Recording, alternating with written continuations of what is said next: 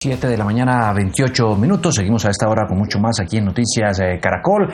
Otra de las noticias clave a esta hora está relacionada con lo que está pasando en el país, con los ciudadanos y la pandemia.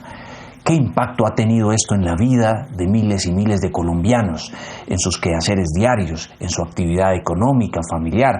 Establecemos contacto con Juan Daniel Oviedo, quien es el director del DANE. Se ha revelado en los últimos días, en las últimas horas, una encuesta, un pulso social que hace el DANE para establecer cuál es el ánimo y cuáles son las expectativas de la gente, y la verdad es que el panorama es un tanto preocupante. Director, qué gusto tenerlo, como siempre. Muy buenos días. Juan Diego, buenos días, y también un gusto estar acá en el programa.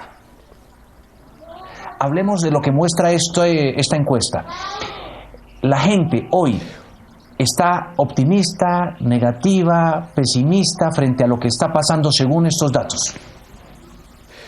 Bueno, pues efectivamente el pulso social, que es una medida de las expectativas de los hogares urbanos de las 23 principales ciudades del país, nos muestra que casi 3/4 partes de los hogares urbanos del país están muy preocupados por haber visto empeorada su situación económica frente a lo que sucedía hace 12 meses en sus hogares, pero al mismo tiempo existe casi que un consenso.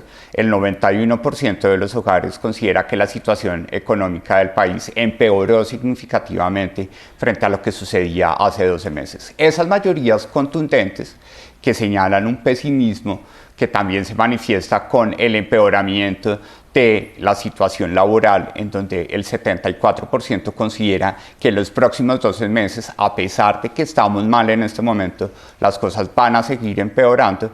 Pues cuando le preguntamos a ellos si son optimistas frente a lo que pueda suceder en su hogar o en el país, apenas el 41%, es decir, una minoría, considera que las cosas pueden mejorar a lo largo de estos 12 meses. Eso significa que la pandemia anímicamente ha afectado de forma significativa esas expectativas de los hogares, que se manifiestan en irritabilidad, conflictividad, violencia intrafamiliar y muchas dificultades sociales que estamos viendo en este momento. Ustedes hicieron esta encuesta y lo preguntaron en 23 ciudades. ¿Cuáles de esas ciudades son de pronto las que más muestran que la gente está nerviosa, preocupada, irritable?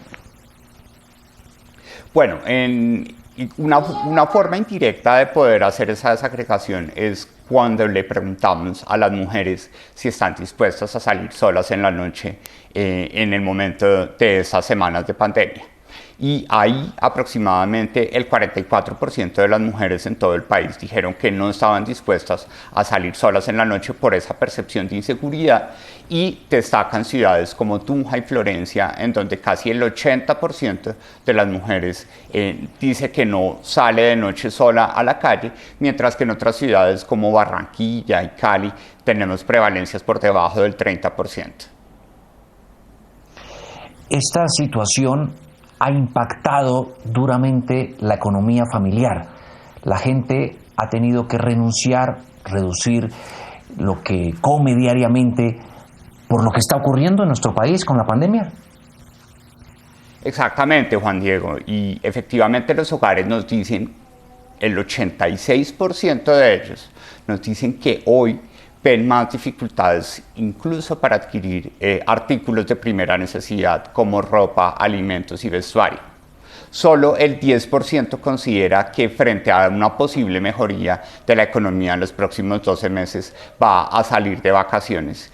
Y un elemento que ha sido impactante de definir este impacto colateral de la pandemia, que es el hambre. Y ahí particularmente de los 7.9 millones de hogares para los cuales esta encuesta es representativa, el año pasado 6.9 millones de hogares tenían la posibilidad de comer sus 3 golpes o sus 3 comidas al día. En el marco de la pandemia, de esos 6.9 millones, 1.4 millones de hogares, es decir, casi el 21% de ellos, tuvieron que pasar a comer o 2 comidas o incluso 1 comida al día. Eso implica que la afectación sobre el ingreso de los hogares ha sido muy importante y eso ha tenido unos efectos colaterales sobre la salud mental y sobre la violencia intrafamiliar y la conflictividad que estamos viendo en los últimos días. ¿Hay más hambre en el país? Exactamente, y ese es un elemento que le permite al DANE y particularmente a todos los actores de política social del gobierno nacional poder establecer cómo se van a definir medidas complementarias para poder garantizar que un elemento mínimo como es el componente nutricional de los habitantes del país se garantice, porque efectivamente la pandemia ha tocado un elemento fundamental del comportamiento de los hogares colombianos, que son sus hábitos alimenticios. También hay un dato muy preocupante y es el desempleo. Lo ha dicho el DANE, las autoridades nacionales. ¿Cómo ha impactado esto a la juventud, nuestros jóvenes, en el marco de toda esta crisis y toda esta situación? ¿Cómo se vislumbra para ellos el presente y el futuro? Bueno, particularmente, Juan Diego, el pulso social nos da cosas indirectas cuando medimos las percepciones de los jóvenes frente al empeoramiento de la situación laboral. Ellos efectivamente tienen unas perspectivas aún más pesimistas que las personas entre 25 y 54 años.